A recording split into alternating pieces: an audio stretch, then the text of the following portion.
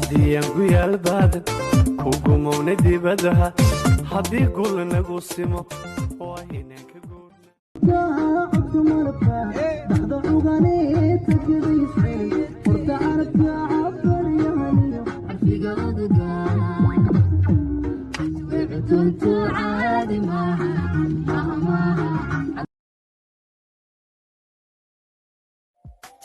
midhaweenka mas-uulsan